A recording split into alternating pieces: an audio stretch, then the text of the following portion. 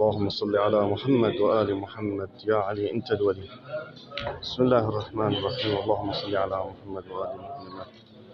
قبر عزيزة الحسين عليه السلام، رقية سلام الله عليه.